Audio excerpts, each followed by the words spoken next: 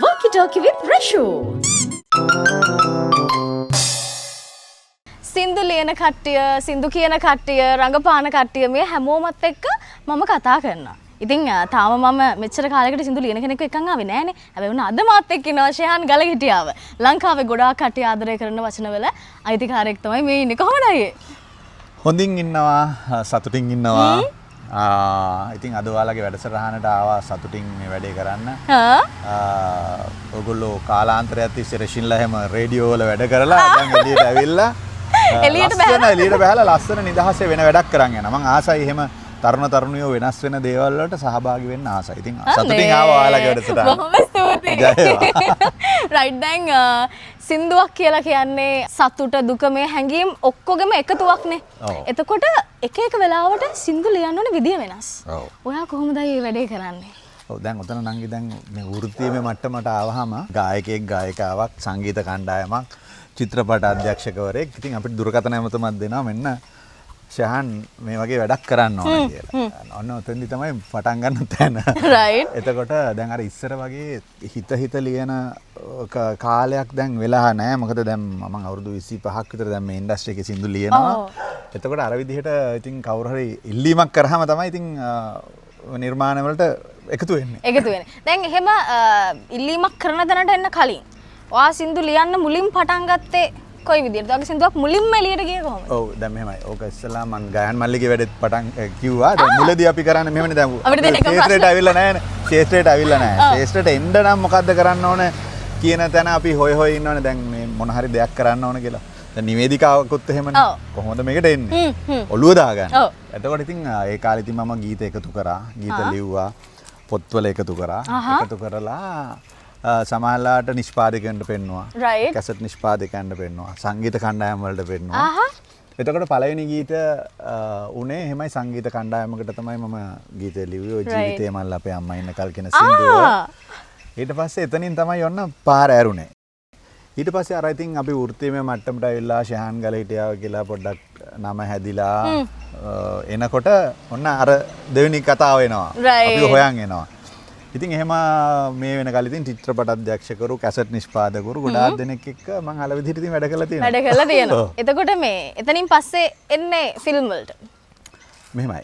Film කියන එක මට ගොඩාක් පහුවෙලා හම්බ වෙන්නේ. මට ඊට පස්සේ හම්බුනේ ටෙලි නාට්‍ය වලට ඕකේ. ඉතින් ටෙලි නාට්‍ය ඔය channels තියෙන හැම එකේම ගොඩාක් ටෙලි නාට්‍ය වල මම තේමා ගීත ලියලා තියෙනවා. මට මතක විදිහට මම කලින් හිටපු ආයතනයේ ඔයා තමයි ලියලා තියෙන්නේ. ඔව් ඒ ආයතනයේ රේඩියෝ ජින්ගල්ස් ටික ලියලා තියෙන්නේ මම. ඔව් අන්න ඒවත් කළා තියෙනවා. අනිත් එක නංගි දැන් මේකේ මේ ගීත රචකයාට අමතරව වෙළඳ දැන්වීම් රචකයා කියන කොටසකුත් තියෙනවා. එතකොට ඒ දැන් ඒ වෙළඳ දැන්වීම් කියන කොටසේ තමයි රේඩියෝ නාලිකාවල ලංකාවේ සුප්‍රසිද්ධ නාලිකා ගොඩක මං ලියපු ජින්ගල්ස් තියෙනවා. ඊළඟට වෙළඳ දැන්වීම් ගොඩාක් ලියලා තියෙනවා. ගොඩාක් ආයතනවල ඔන්න ඕවත් එක්ක තමයි ඊට පස්සේ තමයි මට ගොඩාක් කලාට ඔය චිත්‍රපට කියන කොටස ලැබුණේ. අයගේ ෆිල්ම් සම්බන්ධව ජීවිතේ වෙනස් වෙන්නේ යසස්ලත් එක්ක වැඩ කරන්න පටන් ගත්ත එකෙන්ද ඊට කලින්ද? ඔව් මෙහෙම මං මුල් කාලේ ලියපු සින්දුව තමයි ඔයාමගේ නම් ජීවිතේ මම කියන සින්දුව මම ලිව්වා චිත්‍රපටයකට. ඒවා තමයි මුල් කාලේ ලියපු චිත්‍රපට කියන්නේ. චිත්‍රපටය. ඊට පස්සේ කොස්ටාපල් පුණ්‍යසෝම ප්‍රවේගය ඊතලය ඔන්න වගේ නිකන් අවාරයට පොල් වගේ තමයි මට චිත්‍රපට ලැබුණේ.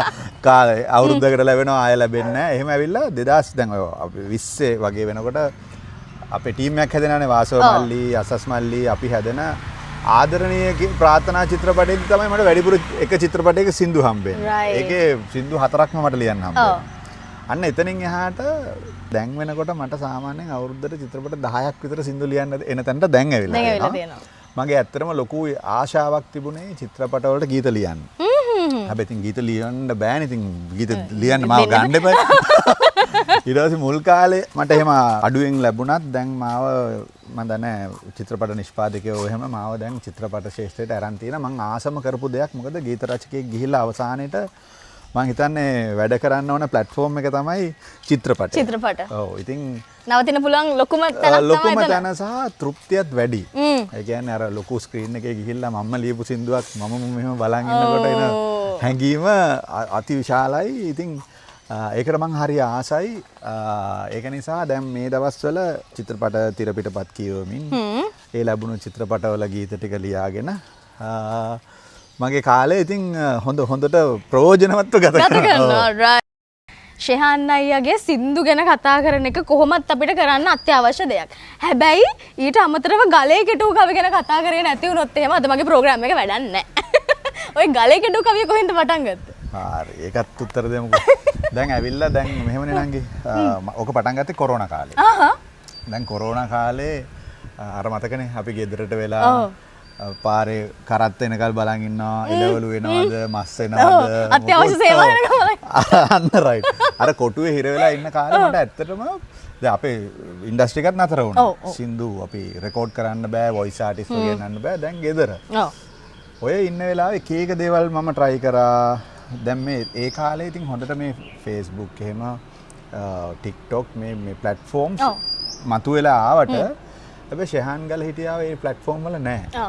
මොකද මම ඇවිල්ලා මම ආවේ කැසට් එක ටෙලිවිෂන් එක රේඩියෝ එක ආවට ස්ට්‍රීමින් කියන එක ඇතුලේ එහෙම එකක් තිබුණේ නැහැ. හැබැයි මට එහෙම එකකුත් නෙවෙයි. නමුත් මට හිතුණා මේ සයිබ අවකාශයේ සයිබ කවියෙක්. සයිබ කවිය ටිකක් සයිබ කවියෙක්. ඔව් ලියා ගන්න පුළුවන් වුණොත් කොහොමද කියලා උත්සාහ කරලා බැලුවා. ඊට පස්සේ මම එතනින් මම තෝරගත්තා පද 4ක් අරගෙන සිව් පද කවි ටිකක් වෙනස් ආකාරයකට ලියා ගන්න ටිකක් හාස්‍ය රසයක් තියෙන්න දකින්න කෙනාට හිනාවකුත් ඇති වෙන්න සහ දකින්න කෙනාට හැම කවියම නෙවෙයි මොන හරි ෆිලොසොෆි එකක් ගන්න.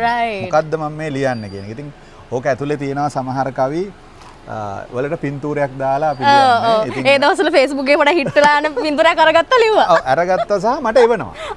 ගොඩාක් අය එවනවා. ඔයා විශ්වාස කරන්න ගෑනු ළමයි එවනවා. කසාද බැඳලා ඉන්න යාළුවන්ගේ වයිෆ්ලා එවනවා. ඒගොල්ලන්ට හරි ආසයි මේක ලව කවියක් ලියව ගන්න. ඉතින් මට එවනවා. ඉතින් මම කරන්නේ ඒ වෙලාවට තියෙන ටොපික් එකක් තියෙන්නේ. දැන් මොනවා හරි මේ වෙලේ වුණ දෙයක් ඒ කවියයි පින්තූරෙත් එක්ක ගලපලා ලියනවා. රයිට්.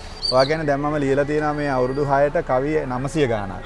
මගේ 950ක් විතර දැන් තියෙනවා කවි. එතකොට දැන් ඒක මට නතර කරන්න බැරි වෙලා තියෙනවා. දැන් ගලේ කෙටුකට ඉල්ලනවා. ඔව් WhatsApp එකෙන් මැසේජ් එකෙන් දානවා ලියන්න කියලා. ඉතින් ඒක නිසා ඒක තුල ඉතින් මට ලොකු වෙන ක්‍රවුඩ් එකක් හම්බුනේ. ඒ කියන්නේ දැන් අපි ගත්තොත් එහෙම Gen Z එකෙන් මෙහා පල්ලෙහා.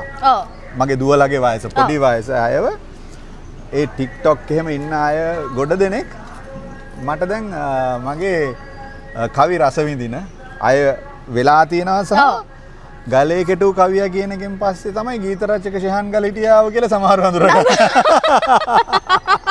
එතනත් ඇවිල්ලා තියෙනවා. බලන්න ජෙනරේෂන් ගණනාවක් පහු කරගෙන ඇවිල්ලා මේ කැසට් එකේ ඉඳන්ම ඇවිල්ලා සමහරව හඳුනගන්නේ ගලේ කෙටු කවිය. ඔව් ගලේ කෙටු කවිය තමයි ශෙහාන් ගල හිටියාව තමයි සින්දු ලියන්න කියලාත් පස්සේ හඳුනගන්න. රයිට් ඒ තරම් දුරක් තියෙනව නේද? ඔහොම තමයි ජීවිතේ අපි ඇවිදගෙන යනකොට පහු කරන එකේ කාලය. එකේ කාල. දැන් අද ෆිල්ම් ගැන එතකොට කවි ගැන අපි ගොඩක් ඒවා කතා කරා. ඇත්තටම මේ දැන් ඉදිරියට එතකොට වෙන්න තියෙන මේ ෆිල්ම් එක යන වැඩ ටිකදයි? ඔව් දැනට ප්‍රධාන දේ හැටියට ෆිල්ම් එක යන වැඩේ තමයි. ඊට අමතරව දැන් ඔය මම එක්තරා නාලිකාවක් තියෙනවා. ඉතින් ඒකේ නාට්‍ය 4ක් විතර යනවා අවුරුදු ගාණක් තිස්සේ. ඉතින් ඒක ඇතුලේ තියෙනවා මට ගීත ඇතුලේ තියෙන ගීත ලියන්න. ඉතින් ඒක ඇවිල්ලා නිකන් අර මාසිකව කළ යුතුම වැඩක් වෙලා තියෙනවා. ඒවටයි මේ කොන්ට්‍රැක්ට් එහෙම ගහලාද ගන්න කොන්ට්‍රැක්ට් එකක් නෑ කට වචනෙට යායතන හිටපු ප්‍රධානියා. ඉතින් අර ෆිට් එකට කියන ඔව් 2017 මාව ගත්තා ඒ නාලිකාවට පිටින්. ඉතින් ඒ ටික කරගෙන ඉන්නවා. ඊට අමතරව මේ ආශාවෙන් බලන් හිටපු චිත්‍රපට කියන දේ මට ඇවිල්ලා තියෙන ගැන මම හරිම සන්තෝෂ වෙනවා. මම ඒකට හරි ආසයි. මොකද ඒක හරි වෙනස්නේ. දැන් මේ චිත්‍රපටයේ ප්ලොට් එක වෙනස්, මේකේ වෙනස්. හැමෝටම කලින් චිත්‍රපටිය බලන්නේ මම වෙනවා. ඔව්නේ ස්ක්‍රිප්ට් එකත් බලනවා.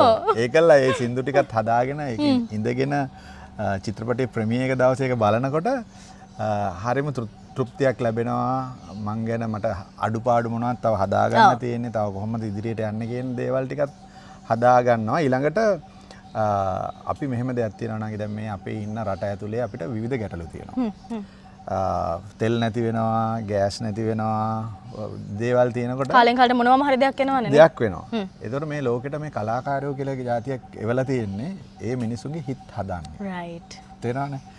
කවියෙන් වේවා, ගීතයෙන් වේවා, අපේ හිනාවෙන් වේවා, කතාවෙන් වේවා.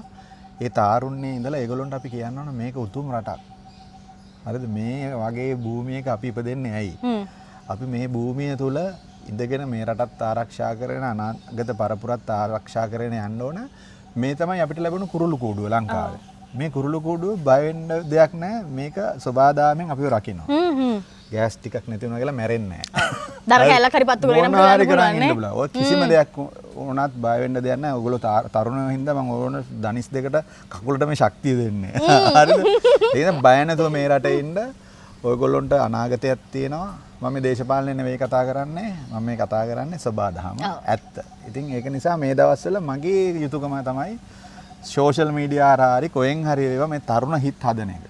මට හම්බුනොත් 10 දෙනෙක් මම ඒගොල්ලොන්ට ශක්තිය දීලා ඒගොල්ලොන්ව කෙලින් කරලා යවනවා.